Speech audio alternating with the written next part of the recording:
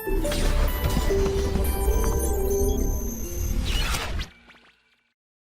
Students, मैं आज आपके सामने फिर उपस्थित हुआ हूँ 3D चैप्टर के अगले लेक्चर के साथ। इससे पिछले वाले लेक्चर में हम लोग किसी भी सदिश की दिक् कोजियां क्या होते हैं, दिक् कोण और दिक् अनुपात, इन सब की परिभाषाएं पढ़ चुके हैं और उनसे रिलेटेड हम कुछ प्रश्न भी जो है हल कर चुके हैं।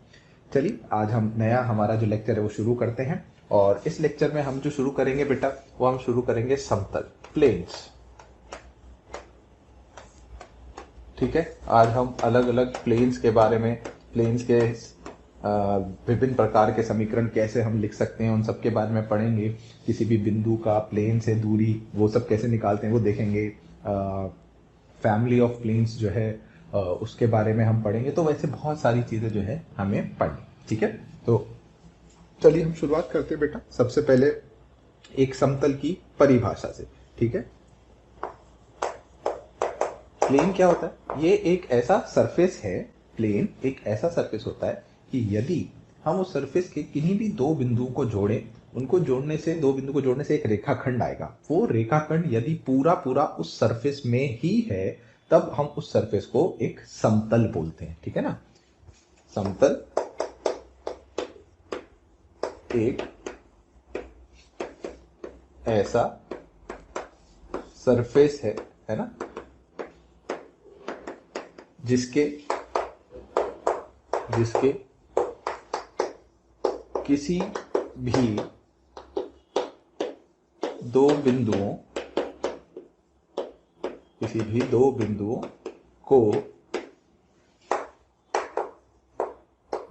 वाली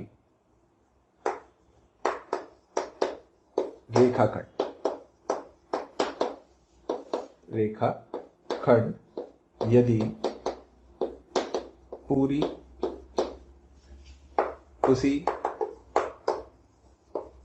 सरफेस में लाई करे मतलब होता है उसी सरफेस में पूरी जो रेखाखंड है, मतलब उस सरफेस के बाहर नहीं जा रही, उसी सरफेस में पड़े रहे। ठीक है ना, समतल एक ऐसा सरफेस है जिसकी किसी भी दो बिंदु को जोड़ने वाली रेखाखंड पूरी उसी सरफेस में लाई करे। जैसे मैं आपको समझाऊं भाई, ये सरफेस कैसे समझ सकते हो, समतल कैसे समझ सकते हो? आप इसके किसी भी दो बिंदु को जोड़ो। अच्छा, दो बिंदु को जोड़ के एक रेखाखंड है, बाकी किसी भी दो बिंदु को जोड़ो। ये जो रेखाखंड आ रही है ये इस सरफेस के बाहर नहीं जाना चाहिए। ये सरफेस है ना, ऐसे रहना चाहिए, ऐसे बाहर चली गई, ये रेखाखंड बाहर हो गई, ऐसे बाहर हो जाएगी तो समतल। जिस भी दो बिंदुओं को जोड़ने से रेखाखंड उसी सरफेस में रहे, उस सरफेस को हम समतल जो है बोलते हैं। समझ में आ गई बात? ठीक है, व्यापक रूप क्या होता है भाई समतल का? व्यापक रूप समतल का जनरल इक्वेशन है ना, समतल का इसे हम बोलते हैं general equation of plane. General equation of plane, तो यहाँ जो जनरल इक्वेशन ऑफ प्लेन होती है वो होती है बेटा एक एक्स वाई जेड में संरेखीय समीकरण, linear equation. ax plus B Y plus C Z plus D बराबर 0। ठीक है, एक जहां a b c d वास्तविक संख्या है ना, सब कुछ कांस्टेंट्स हैं। उसके अलावा ये भी बहुत जरूरी बेटा, a b c जो होते हैं ये समतल के लंबवत सदिश के दिक् अनुपात है। दिक् अनुपात है। समझ में आया क्या बोल रहा हूं? ABC एक्स वाई जेड के जो गुणांक होते हैं, ये जो समतल है बेटा, इस समतल के लंबवत, अब इस समतल के लंबवत सदिश बहुत सारे हो सकते हैं, इसलिए दिक् अनुपात, क्योंकि दिक् अनुपात जो होते हैं वो अनुपात जो होते हैं वो बहुत सारे हो सकते हैं ना, लैम्डा से चलते हैं। तो इसके लंबवत अगर ये कोई n वेक्टर है ना, n वेक्टर, तो वो होगा a i cap plus b j cap plus c k cap. ठीक है ना, ये हमें याद रखना है। तो इस समतल का ये जो होता है व्यापक रूप कहलाता है। जैसे स्ट्रेट लाइन होती है बेटा, टू वेरिएबल्स में इक्वेशन होती है ax plus B Y plus C equal to 0। वैसी समतल जो होता है वो तीन वेरिएबल्स में एक्स वाई जेड में एक लीनियर इक्वेशन होती है, ax plus B Y plus C Z plus D. Confuse नहीं होना। कई बच्चे सोचते हैं कि जैसे 2D में होता है, अब वहां पर A X plus B Y plus C equal to 0 line होती है, तो यहाँ पर 3D में A X plus B Y plus C Z plus D कर देंगे तो लाइन होगी। लाइन भाई 3D में ऐसे नहीं होती, वो हम आगे पढ़ेंगे कैसे लिखते हैं। ये समतल का समीकरण होता है, ठीक है, ये आपको याद रखना है। अच्छा, अगर कोई आपसे पूछे कभी जनरल आपको यूज करना हो कि एक्स वाई समतल की इक्वेशन क्या है, equation of X Y plane, X Y plane, तो उसका जो समीकरण होगा बेटा वो होगा z बराबर 0। समझ में आ रही बात? एक्स वाई प्लेन, एक्स, अगर आप एक्स और वाई प्लेन में हो, तीन वो है ना, X axis Y axis Z axis, X Y plane जो होगा उसमें हमेशा z कोऑर्डिनेट 0 होता है, तो उसका समीकरण z बराबर 0 होता है। वैसे ही अगर कोई पूछे X equation of X Z plane, X Z समतल की इक्वेशन क्या होगी बेटा, वो होगी y बराबर 0, और equation of Y Z plane जो होगी वो होगी x बराबर 0। ठीक है, तो ये कुछ बेसिक चीजें हैं जो आपको याद बिल्कुल रखनी है, ठीक है। अच्छा, इसके बाद अब हम देखेंगे बेटा समतल के भिन्न रूप में कैसे कैसे समीकरण लिखे जाते हैं, ठीक है। एक हमने वेक्टर में पढ़ा था, शायद आपको याद होगा, जिसे हमने सदिश रूप बोला था। नहीं याद तो कोई बात नहीं, दोबारा से हम शुरुआत करते हैं, वहीं से शुरुआत करेंगे, ठीक है। तो समतल के भिन्न रूप, समतल की समीकरण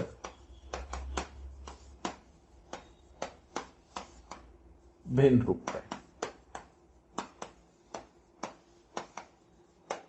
ठीक है। चलिए, सबसे पहले हम करेंगे वेक्टर फॉर्म, सदिश रूप, समतल का सदिश रूप, ठीक है।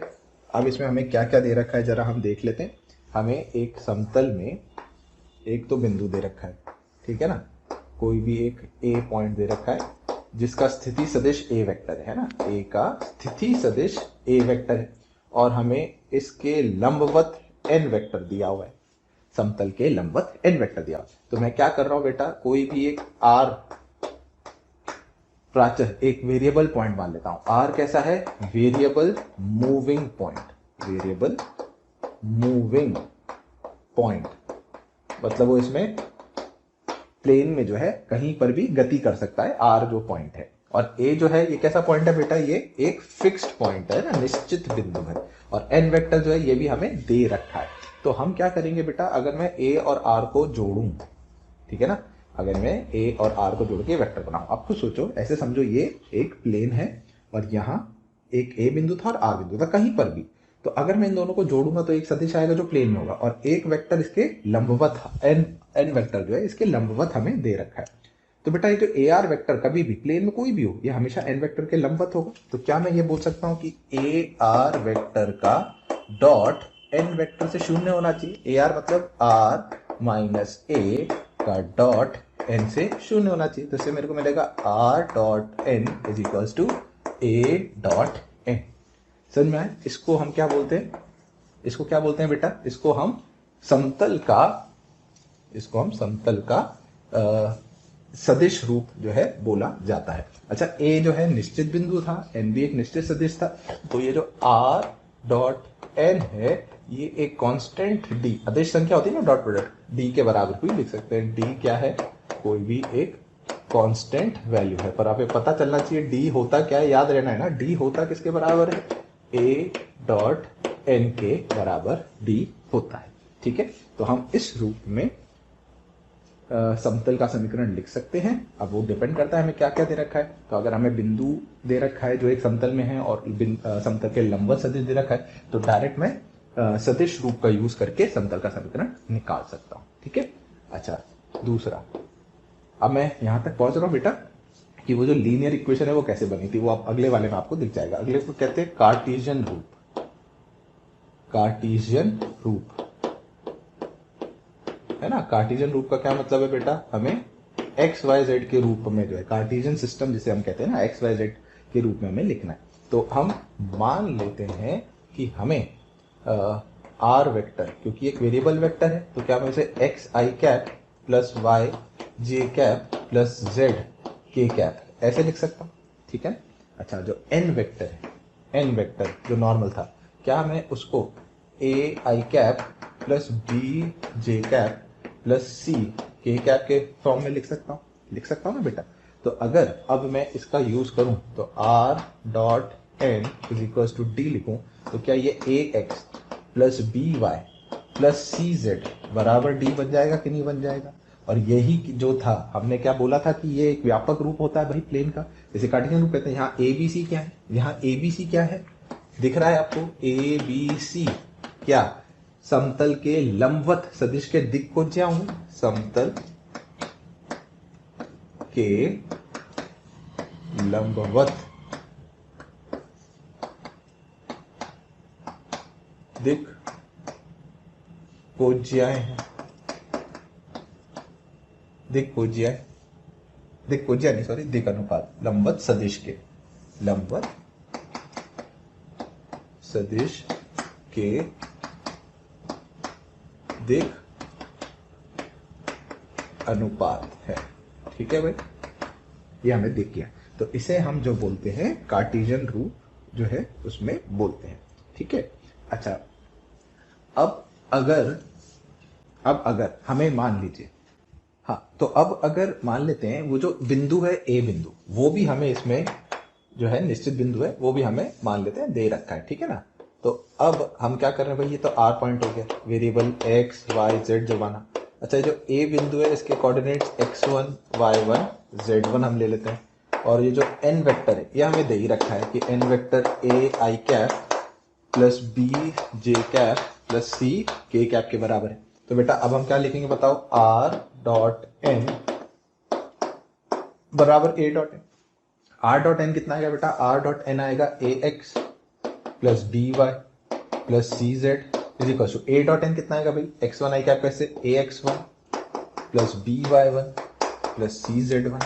सबको एक तरफ ला के लिखो तो a के साथ x minus x1 plus b y minus y1 plus c z minus z1 बराबर 0। ये भी एक बहुत जरूरी जो है फॉर्म होती, यही कार्टेशियन फॉर्म है बेसिकली भाई। ये तो व्यापक रूप आई गया जो मैंने आपको बताया था। अच्छा, अब अगर हमें एक बिंदु दे रखा है जिसके निर्देशांक पता है x1 y1 z1 और लंबवत सदिश की दिक् अनुपात पता है abc, तो डायरेक्ट इस फॉर्मूले में रखने से आपको उस समतल का समीकरण मिल जाएगा।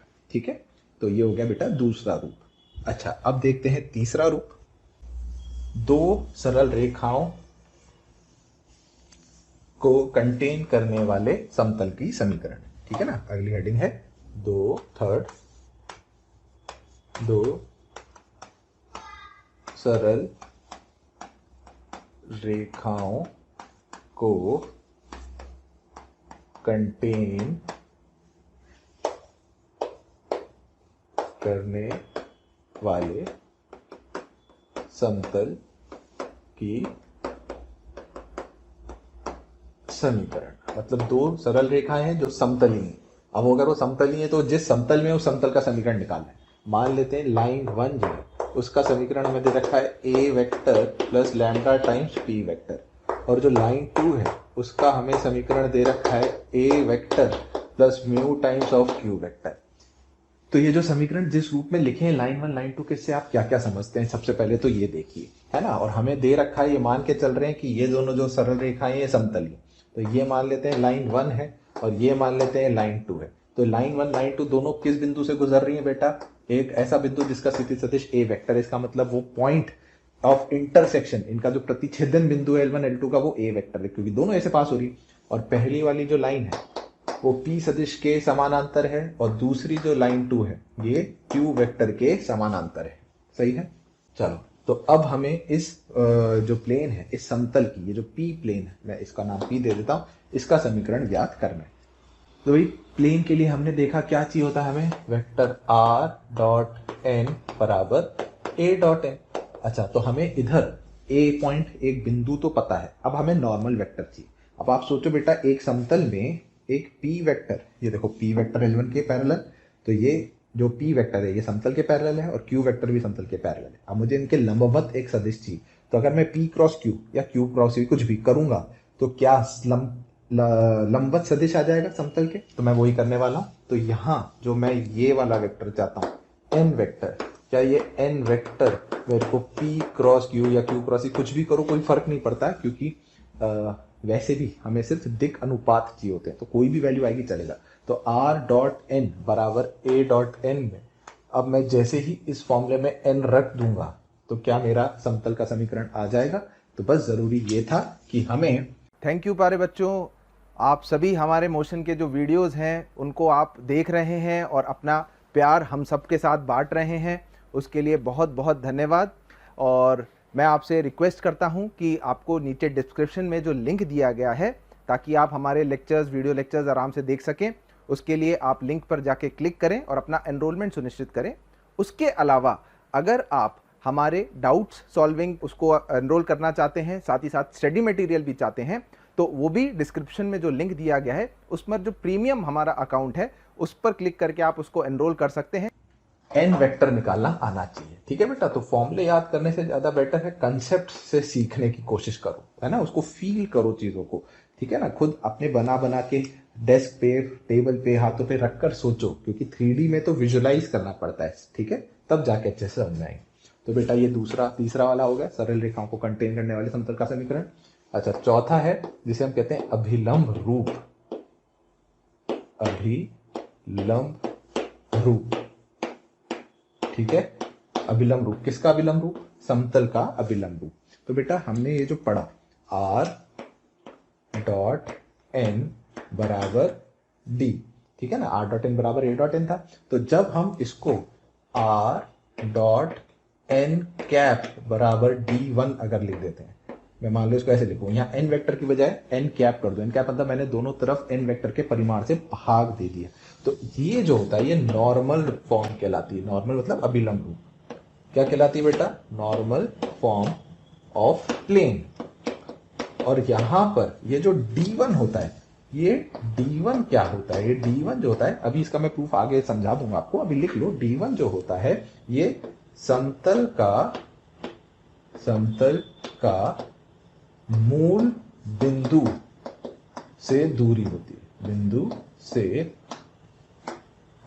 दूरी होती है।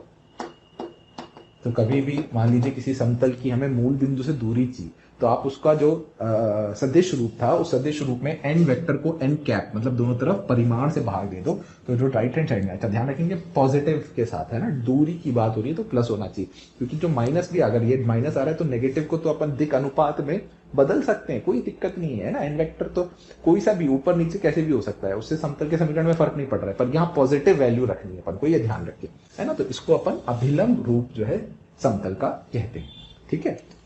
अच्छा, पांचवा जो रूप है, पांचवा फॉर्म, उसे हम कहते हैं अंतःखंड रूप। क्या कहते हैं? अंतःखंड रूप। पांचवा अंतःखंड रूप, ठीक है। इंटरसेप्ट फॉर्म, इंग्लिश में बोलते हैं इंटरसेप्ट फॉर्म ऑफ प्लेन। अच्छा, इंटरसेप्ट का क्या मतलब होता है बेटा? इंटरसेप्ट क्या होता है? एक्स इंटरसेप्ट क्या होता है? ठीक है, एक्स इंटरसेप्ट मतलब एक्स अक्ष पर उस बिंदु के निर्देशांक जहां समतल उसको काट के जा रहा है, जहां भी समतल एक्स अक्ष को काटता है उस बिंदु के कोऑर्डिनेट्स एक्स इंटरसेप्ट होते हैं। समतल तो ये ध्यान रखिए चिन्ह के साथ आता है। अगर पॉजिटिव एक्स एक्स को कट करेगा तो एक्स इंटरसेप्ट पॉजिटिव होगा, मतलब अगर वो 1 0 0 से पास कर रहा है तो उसका एक्स इंटरसेप्ट 1 है। अगर वो 0 -1 0 से पास कर रहा है तो उसका वाई इंटरसेप्ट नेगेटिव है, ठीक है ना। तो मैं अभी ए बी सी मानूंगा, ए बी सी कुछ भी हो सकते हैं, वो अपन को समझना है। तो समतल जहां जिस बिंदु पर एक्स अक्ष को इंटरसेक्ट करेगा, प्रतिच्छेद करेगा, इंटरसेक्ट करेगा, ठीक है ना, उसका एक्स कोऑर्डिनेट मतलब एक्स निर्देशांक जो होता है वो एक्स इंटरसेप्ट होता है। ऐसी वाई इंटरसेप्ट होता है जहां वो वाई इंटरसेप्ट को कट करेगा ना, ऐसी वाई इंटरसेप्ट क्या होगा? समतल जिस बिंदु पर वाई एक्सिस को इंटरसेक्ट करेगा उसका वाई इंटरसेप्ट। और ऐसी जेड इंटरसेप्ट क्या होता है? समतल जिस बिंदु पर जेड अक्ष को इंटरसेक्ट करेगा उस बिंदु का जेड कोऑर्डिनेट जो होता है, ठीक है ना, वो इंटरसेप्ट कहलाते हैं। ध्यान रखना है, इंटरसेप्ट हमेशा चिन्ह के साथ आते हैं, ठीक है। तो अगर हमें मान लेते हैं, लेट अस टेक दैट हमें दे रखा है कि x इंटरसेप्ट a है। अब ये पॉजिटिव नेगेटिव कुछ भी हो सकता है, जीरो भी हो सकता है, y इंटरसेप्ट b है और z इंटरसेप्ट c। तो कुछ अगर डायग्राम आपको समझना है तो कुछ इस रूप से समझ सकते हो, ठीक है। ये तो चलो मूल बिंदु है, ठीक है, ये तो मूल बिंदु है, ये कुछ ऐसे समतल आ रहा है, ये x अक्ष है, ये y अक्ष है, ये z अक्ष है। अब ये तो मैंने बनाने के लिए बना दिया, positive x positive y positive z को काट रहे, कहीं भी काट सकता है। तो मान लेते हैं ये a पॉइंट है, ये a, 0 बिंदु हो गया, y अक्ष पर b है, 0, b, 0 यहाँ से, और ये c पॉइंट है, 0, 0, c। तो हमें इस समतल का समीकरण जो है वो लिखना है, ठीक है। तो बिल्कुल जैसे 2D में बेटा अंतःखंड रूप में सरल रेखा होती है वैसे इसमें होती है। तो समतल, पहले तो याद करो फिर प्रूफ भी बता दूंगा। समतल ABC का समीकरण क्या होगा बेटा? समतल ABC का समीकरण ये होता है x upon x अंतःखंड, x upon उसका x अंतःखंड प्लस y अपॉन उसका y अंतःखंड प्लस z अपॉन उसका z अंतःखंड बराबर 1। फॉर्मूला तो याद करो, उसका प्रूफ मैं अभी समझा ही दूंगा। तो x upon a plus y upon b plus z upon c, ABC चिन्ह के साथ आएंगे, बिल्कुल ध्यान रखना है बेटा इस बात को। प्लस है तो प्लस, माइनस है तो माइनस, ठीक है। ये एक प्लेन का अंतःखंड रूप जो है कहलाता है, ठीक है। अच्छा बेटा, ये जो हमने अंतःखंड रूप देखा, अब इस अंतःखंड रूप में यदि समतल जो है, यदि समतल x अक्ष के, x एक्सिस के समानांतर है, ठीक है। तो देखो अगर वो x अक्ष को काटता है, ठीक है ना, हमने डायग्राम बनाया ही था, अगर वो x अक्ष को काटता है ऐसे, और ये जो बिंदु ये a, 0, 0, अब वो एक x के समानांतर, ये अक्ष मान लो लाइन है और ये समानांतर है, तो ये x अक्ष को कभी काटेगा नहीं, मतलब a कहाँ जाएगा? अनंत की तरफ। तो इसका मतलब समतल का समीकरण y/b plus z upon c is equal to 1 हो जाएगा। भाई a अनंत हो गया तो x अपॉन a तो शून्य की तरफ जाएगा, ठीक है। उसी प्रकार से यदि समतल y एक्सिस के समानांतर है, पैरेलल है, ठीक है ना, y एक्सिस के पैरेलल है, तब उसका equation x upon a plus z upon c equal to 1 हो जाएगा। और यदि समतल z एक्सिस के पैरेलल है तो उसका समीकरण x upon a plus y upon b बराबर 1 होगा, ठीक है भाई। अच्छा, तो ये अपन ने जो है समतलों का समीकरण देखा बेटा भिन्न भिन्न रूप में। अब अपन इस पे बेस कुछ बेसिक क्वेश्चंस जो है वो करते हैं, ठीक है। चलिए बिल्कुल ध्यान से देखेंगे, आप देखना मैं कैसे एक दो क्वेश्चन करता हूँ, उसके बाद आप फिर खुद भी कोशिश कर सकते हैं, ठीक है। समतल का समीकरण ज्ञात करें, समतल का समीकरण ज्ञात करें जो बिंदु 2, -3, 1 से गुजरता है और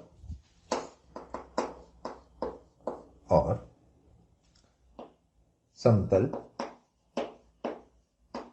3x minus 4y plus 2z बराबर 5 के समानांतर है, ठीक है। हमें क्या करना है भाई? एक समतल का समीकरण ज्ञात करना है जो एक तो बिंदु से गुजर रहा है। तो अगर मैं आपको इसमें रफ ऐसे डायग्राम बना के बताऊं, मान लो ये समतल है जिसका समीकरण हमें निकालना है, ये एक बिंदु से गुजर रहा है, उस बिंदु के कोऑर्डिनेट्स क्या है? 2, -3, 1 और साथ ही साथ में एक दूसरे समतल के समानांतर है। तो मैं इसके समानांतर एक समतल बना देता हूं और इसका समीकरण है 3x minus 4y plus 2z बराबर 5। अब बेटा जैसे स्ट्रेट लाइन में होता था, क्या होता था स्ट्रेट लाइन में? यदि हमें किसी भी स्ट्रेट लाइन के सरल रेखा के समानांतर सरल रेखाएं देखनी है ना, 2D में आपने पढ़ा होगा, मान लीजिए कोई भी एक लाइन है ax plus by plus c equal to 0, तो इसके समानांतर कितनी सरल रेखाएं हो सकती हैं? इसके समानांतर अनंत हो सकती हैं। क्या उन सभी का समीकरण हम ax, हम कहते हैं ना ढाल को सेम रखना है, प्लस लैम्डा बराबर 0 लिख सकते हैं, या लैम्डा कोई भी वास्तविक संख्या हो सकती है, ठीक है। और इसके लंबवत अगर लिखनी होती है तो अपन क्या करते हैं, x और y का गुणांक बदल देते थे और चिन्ह बदल देते थे बीच में, bx माइनस ए वाई प्लस म्यू बराबर 0। म्यू भी कोई भी वास्तविक संख्या हो सकती है और डिपेंड करता है कंडीशन क्या दे रखी है। ऐसे ही समतल में समानांतर समतल अगर लिखना है तो एक तरीका, तो मेथड 1, हम डायरेक्ट लिख सकते हैं 3x minus 4y plus 2z बराबर लैम्डा। ये वो प्लेन होगा, एक्स वाई जेड के जो कोफिशिएंट है वो नहीं बदलेंगे, दोनों समानांतर हैं, सिर्फ कांस्टेंट जो है उसमें कुछ ना कुछ अंतर आने वाला है, ठीक है। अच्छा, तो हम अब कैसे करेंगे भाई इसको सॉल्व? अच्छा, अब हम ये कह रहे हैं कि ये समतल किस बिंदु से गुजर रहा है, 2, माइनस 3, 1 से गुजर रहा है, तो हम रख दें 6 प्लस 12 प्लस 2 बराबर लैम्डा। तो लैम्डा का मान कितना आ गया, 20। तो हमारा आंसर कितना आ गया बेटा, 3x minus 4y plus 2z बराबर 20। ये आंसर, ये मेथड 1, ठीक है। और इसी को समझने का बेटा दूसरा एक तरीका ये भी हो सकता है कि हमें ये बोला है कि जो समतल है ये इस दिए हुए समतल के समानांतर है। अच्छा, यहाँ जो x, y, z के गुणांक होते थे ये इस समतल के लंबवत सदिश के दिक् अनुपात होते थे, सही है ना। तो इसका मतलब हमें इस समतल के लंबवत एक सदिश पता है, 3, माइनस 4, 2। अब अगर ये दोनों समानांतर है तो बेटा ये वाला सदिश इसके भी लंबवत ही होगा, इसके भी दिक् अनुपात मैं 3, माइनस 4, 2 लिख सकता हूँ। अब मुझे समतल का समीकरण निकालना है जो इस बिंदु से गुजर रहा है और ये इसके दिक् अनुपात है, तो मैं कार्टेशियन रूप में पढ़ा था, प्लेन का ये समीकरण लिख सकता हूँ, a x minus x1 plus b y minus y1 plus c z minus z1 बराबर 0। अभी देखो हमने फॉर्मूला पढ़ा है वो आप देखो, तो कितना आएगा बेटा, 3x minus 4y plus 2z। ये देखो 3x minus 4y plus 2z, तो मैं ये तो बता ही रहा हूँ कि उसके जो x y z के कोफिशिएंट है वो तो नहीं बदलेंगे। अच्छा, कांस्टेंट कितना आएगा, -6, सही है ना, -3 था ना, 20 आएगा, तो -12 माइनस 2 बराबर 0। तो 3x minus 4y plus 2z minus 20 is equal to 0, ठीक है। ये दूसरा मेथड हो गया बेटा करने का कार्टेशियन रूप की मदद से। तो या तो आप जैसे मैंने स्ट्रेट लाइन बताया, अच्छा प्लेन्स में लंबवत वाला डायरेक्ट ऐसे नहीं कर सकते, इसमें तो हम x और y के कोफिशिएंट बदलते थे, इसमें ऐसा नहीं होता कुछ भी, वो अपन सीखेंगे कि कभी करना हो तो कैसे करेंगे, ठीक है बेटा। तो ये हो गया पहला क्वेश्चन जिसको हमने हल किया, ठीक है। चलिए आगे का क्वेश्चन देखते हैं। नेक्स्ट क्वेश्चन नंबर 2, ये हटा ही देता हूं, ठीक है। प्रश्न नंबर 2, ठीक है। समतल का समीकरण ज्ञात करें, समतल का समीकरण ज्ञात करें जो 1, 0, माइनस 2 से गुजरता है और समतलों, दो समतल है, समतलों 2x plus Y minus Z बराबर 2 और x minus Y minus Z बराबर 3 के लंबवत है, लंबवत है, ठीक है। प्यारे बच्चों, हमें रोज ढेरों और ढेरों कमेंट्स मिल रहे हैं और उसमें हमें स्टूडेंट्स की रिक्वेस्ट भी आ रही है कि सर हमें इस पर्टिकुलर टॉपिक का वीडियो चाहिए या इस पर्टिकुलर टॉपिक के हमें कुछ क्वेश्चंस चाहिए। तो मेरी आपसे एक रिक्वेस्ट है कि आप मोशन के जो है यूट्यूब चैनल पे जाइए, उसको सब्सक्राइब करिए, उसके बेल आइकन को दबाइए ताकि आपको सारे नोटिफिकेशंस टाइम टू टाइम मिलते रहें। क्योंकि हमें ज़्यादातर जिन चीज़ों की रिक्वेस्ट मिल रही है, जिस वीडियो की रिक्वेस्ट मिल रही है, आप यूट्यूब चैनल पे जाके चेक करेंगे तो आप देखेंगे कि हमने ऑलमोस्ट सारे ही जो वीडियोस हैं वो अपलोड कर रखे हैं। तो आप उसको आराम से एनरोल करके वीडियोस देख सकते हैं ताकि आप उसका ज़्यादा से ज़्यादा जो है फ़ायदा उठा सकें। चलो बिल्कुल ध्यान से समझना है। अब क्या बोल रहा है बेटा, हमें एक ऐसा समतल निकालना है जो इस बिंदु से तो गुजर ही रहा है और एक नहीं दो समतलों के लंबवत है। क्योंकि बेटा अगर एक समतल के लंबवत हुआ, एक समतल के लंबवत बहुत सारे हो सकते हैं, तो एक समतल के लंबवत हम कैसे दिक् अनुपात वगैरह निकाले मुश्किल है। तो हमें बोला कि उसने इन दोनों समतलों के लंबवत है। अब अगर मान लो ये समतल दिया हुआ है, इसके लंबवत समतल चाहिए, ये इसके लंबवत होगा, है ना, कुछ इस प्रकार से इसके लंबवत होगा। अच्छा, ये सदिश जो है, ये सदिश जो है, ये इस समतल के लंबवत है, ठीक है ना। भाई हम किसी भी प्लेन के, इस प्लेन के लंबवत सदिश के दिक् अनुपात निकाल सकते हैं, हमें पता है। अच्छा, अब ये जो पैरेलल प्लेन था इसके, सॉरी लंबवत प्लेन था इसके, है ना, तो इसका जो लंबवत सदिश होगा ये वाला और एक और देखो, है ना, ये वाला और ये वाला, ऐसे ऐसे मैं बनाता हूं, अब समझ में आएगा देखो तुमको। हाँ ऐसे, ठीक है, ये इसके लंबवत था बेटा, था ना, ये प्लेन था, ये इसके लंबवत प्लेन था, ये इसके लंबवत सदिश है और ये इसके लंबवत सदिश है। तो क्या ये दोनों आपस में लंबवत होंगे कि नहीं होंगे? बिल्कुल। तो जो प्लेन हमें चाहिए उसका लंबवत सदिश का दिक् अनुपात इस वाले सदिश के जो लंबवत दिक् अनुपात है उनके और इसके दोनों के लंबवत होगा। तो बेसिकली हमें एक ऐसा वेक्टर चाहिए जो इसके लंबवत सदिश के और इसके लंबवत सदिश के दोनों के लंबवत है। तो अगर मैं ऐसे आपसे बोलूं सॉल्यूशन इसका, ये जो प्लेन है इस प्लेन के लंबवत सदिश है 2, 1, -1, 2i cap plus j cap minus k cap, और इसके लंबवत एक सदिश है 1, -1, -1। तो जो समतल हमें चाहिए क्या उसके दिक् अनुपात हमें n1 क्रॉस n2 से मिल जाएंगे, n1 cross n2, n2 cross n1, कुछ भी लैम्डा टाइम्स होगा उससे कोई मतलब नहीं, पॉइंट हमें दे ही रखा है। तो पहले हम क्रॉस प्रोडक्ट से वो प्लेन के लंबवत सदिश निकाल लेते हैं। तो i cap, j cap, k cap, 2, 1, -1, 1, -1, -1, cross product करते हैं बेटा। तो ये कितना आएगा, -1, -1, माइनस j कैप, तो -2 +1 प्लस k कैप करेंगे तो -2, -1, तो कितना आ गया बेटा, ये -2i cap plus j cap -3 k cap. तो ये जो हमें समतल निकालना है ये उसके लंबवत सदिश के दिक् अनुपात पता चल गए। बस अब हमने जैसे पहले क्वेश्चन में किया था, कार्टेशियन रूप जिसे हम कहते हैं उसकी मदद से हम समतल निकाल लेते हैं। तो देयरफॉर समतल का समीकरण कैसे लिख सकते हैं बताओ भाई? समतल का समीकरण कैसे लिखा जा सकता है? हम लिख सकते हैं -2x माइनस किस बिंदु से गुजर रहा है 1 plus 1 into Y minus 0 -3 into Z plus 2 बराबर 0, -2x plus Y minus 3z plus 2 और 0 -6 बराबर 0। ठीक है ना, या आप लिख सकते हो 2x minus Y plus 3z plus 4 बराबर 0।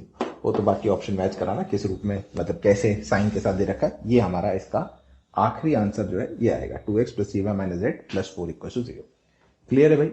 तो आसानी है, ध्यान से सोच के करो, बहुत सिंपल से क्वेश्चंस हैं, बहुत सिंपल लॉजिक के साथ जो हम कर सकते हैं। ठीक है भाई, चलिए बेटा अगला क्वेश्चन देखते हैं। अब हम क्वेश्चन नंबर 3 क्या है। क्वेश्चन नंबर 3 में हमें एक समतल का समीकरण निकालना है जिसमें मूल बिंदु से समतल पे डाले गए लंब का पाद दिया हुआ है। ठीक है ना, तो क्वेश्चन लिखते हैं, समतल का समीकरण ज्ञात करें। समतल का समीकरण ज्ञात करें यदि मूल बिंदु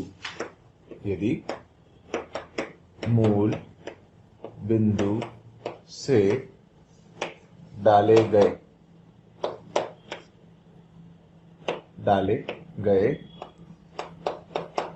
लंब का पाद 1, 2, 3।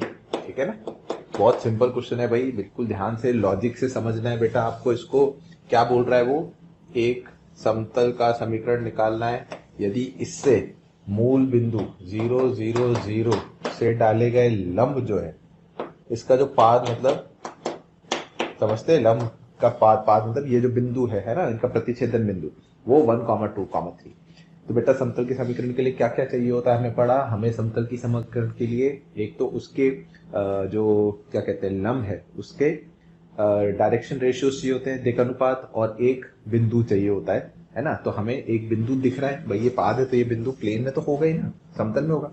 और क्या ये वाला वेक्टर निकाल सकते हैं कि क्या होगा बेटा, ये अगर n वेक्टर माने तो क्या इसको मैं i cap plus 2j cap plus 3k cap लिख सकता हूँ, ठीक है। तो अब हम कार्टेशियन रूप जो होती है ना समतल की, वो ये यूज कर लेते हैं। तो a1 into x minus x1 plus b into x minus x2 plus c into x minus x3 बराबर 0। तो x y आएगा, यहाँ z आएगा, my mistake, x plus 2y plus 3z बराबर कॉन्स्टेंट कितना हो गया बेटा, 3 3 9, 9 और 4 13, 13 और 1 14। तो ये समतल का समीकरण आ गए। कितना सिंपल है, ठीक है ना। चलिए अब और हम डिटेल में और अच्छे अच्छे जो चीजें हैं, क्वेश्चंस जो हैं समतल के, वो करते हैं, ठीक है। चलिए अगला क्वेश्चन नंबर 4, खुद कोशिश जरूर करेगा भाई। अब अगर आपने ये तीनों क्वेश्चन चलो अभी देख लिए कि कैसे होते हैं समतल के, ठीक है। अब जो मैं क्वेश्चन दे रहा हूँ वो अब आप खुद कोशिश करेंगे, क्या क्या, जैसे थ्योरी में कुछ अगर नई चीज होगी तो मैं समझा दूंगा, फिर आप ट्राई जरूर करना, ठीक है। तो क्वेश्चन नंबर 4, हमें दो समतलों का समीकरण इसमें दे रखा है। समतल number 1 x plus 2y minus 3z बराबर 0, और समतल number 2 2x plus y plus z plus 3 बराबर 0, ठीक है ना। तब इसका पहला पार्ट, P1 व P2 के लंब सदिशों का दिक् कोज्य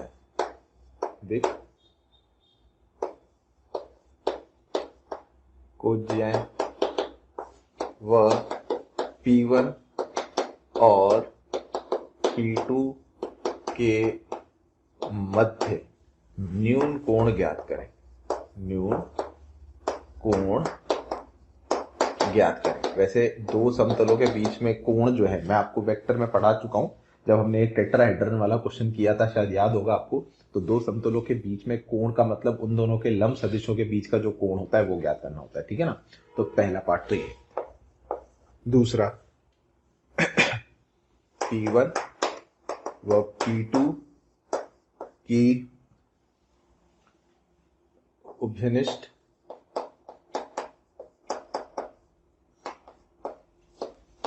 सरल रेखा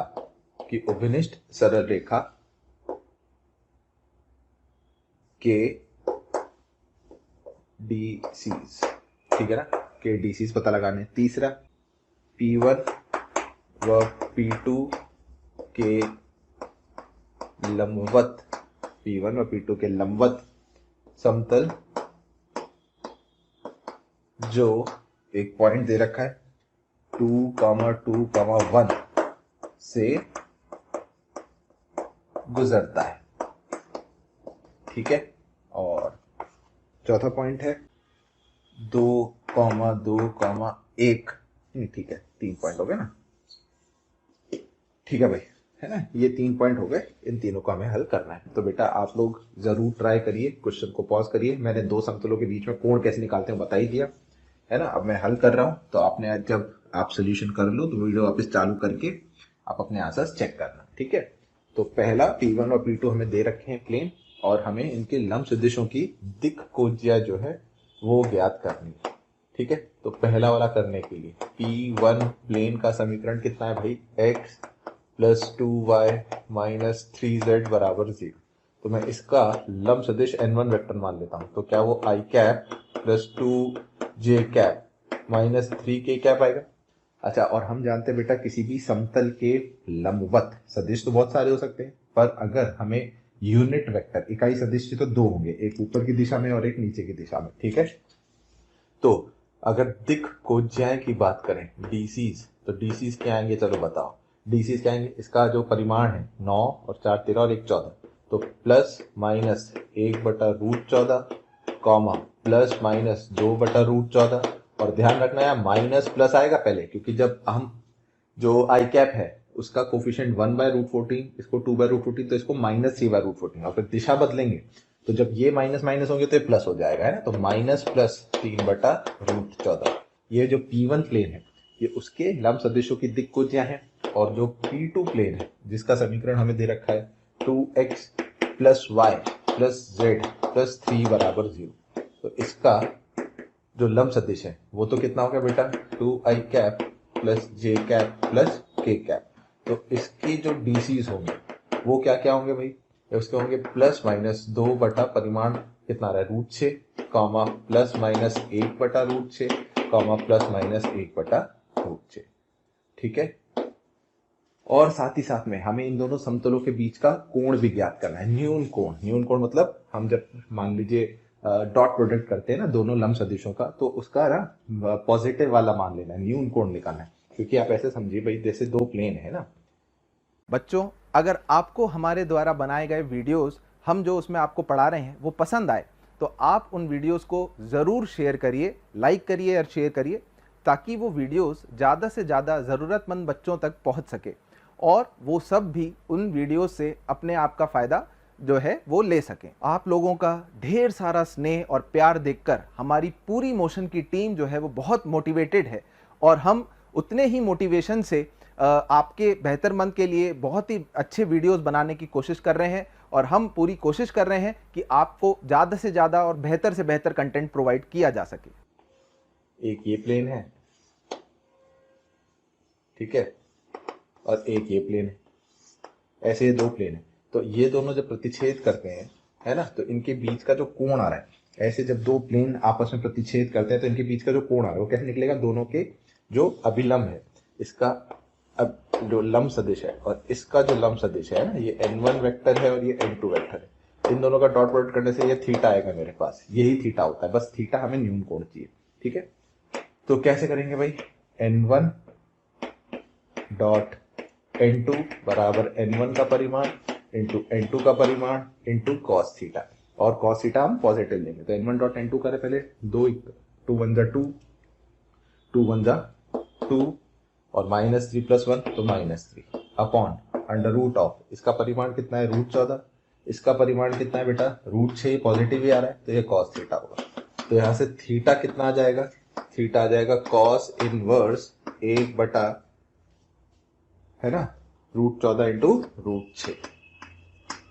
ठीक है, ये हमारा इसका आंसर हो गया पहले वाले पार्ट का, जिसमें हमें इनके बीच का जो कोण है वो कोण ज्ञात करना था प्लेन्स के बीच में। अच्छा चलो अब दूसरा देखते हैं, P1 व P2 की उपनिष्ठ सरल रेखा। अब देखो यहाँ पर आई थिंक आपको डायग्राम में दिख रहा होगा, दो प्लेन जब इंटरसेक्ट करते हैं तो उनकी उपनिष्ठ सरल रेखा, जैसे मैं आपको ऐसे समझाता हूँ, ऐसे देखो, ये देखो, ये मान लो दो समतल है बेटा, है ना, एक ये वाला समतल है और एक ये जो मैंने ऊपर उठा रखा है, ये दो समतल जब ये आपस में प्रतिच्छेद करते हैं, आपस में प्रतिच्छेद, तो ये दिख रहा है, ये वाली जो लाइन, ये इनकी उपनिष्ठ सरल रेखा है। इन दोनों के प्रतिच्छेदन से जो सरल रेखा बनती है, समझ में आ रही बात, तो इन दोनों के प्रतिच्छेदन से जो सरल रेखा बनती है ना, उसकी जो है हमें क्या निकालनी है, उसके डीसीज, उसकी दिक् कोज्या निकालनी है। तो ऐसे सोचो, ये जब इंटरसेक्ट करी तो इसकी दिक् कोज्या कैसे आएंगे, इस लाइन की। अच्छा, लाइन के भी समानांतर जो है दो इकाई सदिश हो सकते हैं, एक इस दिशा में एक इस दिशा में, वो तो चलो छोड़ो, पर ये हम मिलेगा कैसे। तो बेटा ऐसे समझिए, ऐसे समझिए कि जैसे मैंने आपको बताया, वापस समझाता हूँ, कि जैसे ये अगर समतल है ना, ये अगर समतल है तो बेटा ये वाली जो लाइन होगी, अच्छा यहाँ एक सदिश है जो इस समतल के लंबवत है। तो अगर ये ऐसे था, मैं ऐसे ऐसे कर रहा हूं ताकि आपको दिख जाए, ठीक है ना, ये लाइन आ रही है इनकी, ये जो है ये इसकी लाइन आ रही। तो अगर ये सदिश जो इसके लंबवत है समतल के, इसको मैं ऐसे खिसकाऊं तो क्या ये इस लाइन के भी लंबवत आएगा कि नहीं आएगा, इस लाइन के लंबवत आएगा। तो ये लाइन जो है इस समतल के लंबवत सदिश के परपेंडिकुलर है। और ऐसी ये एक और सदिश, एक और प्लेन था बेटा, अच्छा इसका भी लंबवत एक सदिश ऐसे पता है, अपन को पता है ना, ये यहाँ पर एक ऐसे लंबवत सदिश है। तो ये वाली जो लाइन है ये दूसरा समतल के जो लंब सदिश है उसके भी लंबवत होगी। तो मतलब इस लाइन की जो दिशा आती है, इस लाइन के जो dr आएंगे वो कैसे आएंगे बेटा, n1 के भी परपेंडिकुलर और n2 के भी परपेंडिकुलर। n1 n2 दोनों के परपेंडिकुलर अगर जाना है, तो दो सदिश के लंबवत अगर जाना है, तो क्या उसके dr हमें n1 क्रॉस n2 से मिल जाएंगे। आई बात समझ में बेटा। तो हम n1 क्रॉस n2 तो जो है कर ही सकते हैं, n1 पता है और n2 पता है, ठीक है ना। तो इसके dr कैसे आएंगे, ये मैं हटा दूंगा, है ना, आपने लिख लिया होगा, चेक कर ही लिया होगा ये वाली चीज। तो देखो भाई, n1 cross n2 cross product करेंगे, i cap j cap k cap n1 1 2 -3 और n2 कितना है 2 1 और 1। तो ये कितना आ रहा है बेटा, आई कैप के साथ 2 + 3 या 5 माइनस जे कैप के साथ 1 और 6 तो 7 और के कैप के साथ 1 और -4 तो -3। ठीक है क्या, तो ये कितना आ गया बेटा 5 आई कैप -7 जे कैप -3 के कैप। तो जो डीसीज होंगे, डीसीज कैसे आएंगे भाई, डीसीज के लिए अपन इसको परिमाण से भाग दे देंगे। 25 25 और 9 34 34 और 49 है ना, 34 और 49 कितना हो गया बेटा 9 4 13 5 और 3 8 83 हो गया। ठीक है, तो हमारा आंसर कितना आएगा ±5/√83 कॉमा -+7/√83 कॉमा -+3/√83।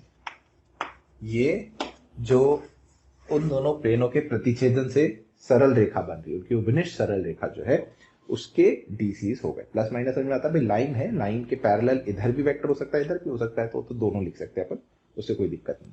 ठीक है, तो ये हो गया बेटा दूसरे पार्ट का हल। अच्छा, अब तीसरे पार्ट पे आते हैं। P1 व P2 के लंबवत समतल। अब हमें P1 और P2 दोनों के जो लंबवत समतल है ना, और वो कहां से गुजरता है 2, 2, 1 से गुजरता है। ठीक है, अच्छा एक समतल अगर P1 के लंबवत है, अभी किया हमने वैसे क्वेश्चन, इससे पहला वाला क्वेश्चन यही था, तो P1 के लंबवत समतल है तो दोनों के जो लंब सदिश हैं वो भी लंबवत होंगे, और ऐसी जो समतल हमें निकालना है और P2 उन दोनों के लंब सदिश भी लंबवत होंगे। तो इसका मतलब जो प्लेन हमें चाहिए, जो समतल हमें चाहिए है ना, उस समतल के लंब सदिश का dr है ना, थर्ड में समतल जो चाहिए उसकी बात कर रहा हूं, समतल के लंब सदिश के drs क्या n1 क्रॉस n2 से मिल जाएंगे मेरे को, है ना, और n1 क्रॉस n2 मैं पहले ही कर चुका हूं तो मुझे वापस से करने की जरूरत ही नहीं है। तो वो कितने आए थे 5, -7, -3 आए थे, और वो कहां से गुजर रहा है बेटा 2, 2, 1 से भी गुजर रहा है प्लेन। तो कार्टेशियन रूप में यूज कर लेता हूं, a into x minus x1 b times y minus y1 c times z minus z1 बराबर 0। तो 5x minus 7y minus 3z constant कितना आ रहा है -10 प्लस 14 प्लस 3 बराबर 0। ठीक है, तो आखिरी आंसर बस इसमें आपने हल करके लिखना है 5x minus 7y minus 3z minus 3z है 3z और 4 प्लस 3 7 बराबर 0। ठीक है भाई, तो ये वो समतल होगा जो P1 P2 दोनों के लंबवत भी होगा और 2, 2, 1 से भी गुजर रहा होगा। ठीक है भाई, तो उम्मीद करता हूं कि आपको ये क्वेश्चन समझ में आया होगा और इस क्वेश्चन के हिसाब से जो जो आपने पार्ट करे उस पर भी कॉन्फिडेंस आपको थोड़ा आया होगा। ठीक है ना, चलिए अगला क्वेश्चन देखते हैं बेटा। क्वेश्चन नंबर 5 देखिए, क्वेश्चन नंबर 5 में हमें क्या दिया हुआ है। हाँ भाई, हमें एक प्लेन का समीकरण जो है वो दे रखा है। प्लेन का समीकरण है 6x minus 3y minus 2z plus 1 बराबर 0। ठीक है ना, तो इस समतल के लंब सदिश के डीसीज व समतल का मूल बिंदु से दूरी, समतल का मूल बिंदु से दूरी ज्ञात करें। ठीक है, ये अपन को करना है। हमें इस समतल के लंब सदिश के एक तो डीसीज निकालने और एक इसकी लंब से मूल बिंदु से दूरी ज्ञात करनी। तो बेटा इसके लिए अभी जो हमने अलग अलग जो रूप में समतल पढ़ा उसमें से आपको एक रूप याद आना चाहिए, r डॉट n कैप बराबर d जब मैं लिखता हूं। ठीक है ना, यहाँ n कैप अगर मैं कर दूं तो ये जो रूप होता है, इसने ऐसे हमने किसमें अभिलंब रूप पढ़ा था। तो जब यहाँ n कैप होता है और ये जो d होता है ये धनात्मक होता है, तो ये d मूल बिंदु से उस समतल की दूरी होती थी। तो मैं इसको इस रूप में लिखने की कोशिश करूंगा। तो सबसे पहले तो एन वेक्टर क्या है ये बताओ। एन वेक्टर है इसमें 6i cap minus 3j cap minus 2k cap, ठीक है ना। अच्छा, मुझे 6x चाहिए, तो r क्या होता है भाई? r वेक्टर वेरिएबल वेक्टर होता है, इसको अपन हमेशा xi plus yj plus zk cap लिखते थे कि नहीं लिखते थे। तो r डॉट n कैसे लिखेंगे बताओ। r dot n vector 6 comma minus 3 comma minus 2 plus 1 बराबर 0। अभी तो मैं एज इट इज इस समतल को जैसे लिखा है वैसे उस फॉर्म में लिख दिया, आएगा ना dot product 6x minus 3y minus 2z plus 1 बराबर 0। अब मैं मध्य को इधर ले जाता हूं, तो ये बनेगा r dot 6 comma minus 3 comma minus 2 बराबर माइनस 1, ठीक है। पर हमें ध्यान रखना है कि हम दूरी ज्ञात कर रहे हैं, तो यहाँ जो d है, क्या ये d पॉजिटिव है? पॉजिटिव करना है। अच्छा, d को अगर पॉजिटिव करना है तो हम दोनों में -1 से मल्टीप्लाई कर देते हैं। तो बेटा ये बनेगा r dot minus 6 comma 3 comma 2 बराबर 1। अच्छा, अब ये दूरी में बदलना है तो इधर हमें इसको इकाई सदिश बनाना है। तो इकाई सदिश बनाने के लिए हम दोनों तरफ परिमाण से भाग दे देते हैं। 36 और 13, 36 और 13 तो 49 7 हो गया है ना। तो कितना होगा भाई? -6/7 कॉमा 3/7 कॉमा माइनस 2/7 बराबर 1/7। तो बेटा जो n कैप आ गए तो उसके जो डीसीज आए बेसिकली वो कितने आए? -6/7 कॉमा 3/7 कॉमा माइनस 2/7, और जो दूरी आई लंब जो है बेसिकली मूल बिंदु से, तो उस समतल की जो दूरी है वो कितनी आ गई? 1/7। आ गया समझ में? तो बेटा हमने इसको हल करने के लिए कौन सा जो नॉर्मल फॉर्म अभिलंब रूप हमने पढ़ा था उसका इस्तेमाल किया और उसकी मदद से हमने प्रश्न को हल किया। ठीक है भाई, चलिए नेक्स्ट क्वेश्चन, क्वेश्चन नंबर 6। समतल 2x plus 3y plus 4z बराबर 12 x, y व z अक्षों को क्रमशः a, b व c पर काटता है, ठीक है। ये जो समतल है ये x, y और z अक्ष को क्रमशः a, b, c पे काटता है। तो पहला त्रिभुज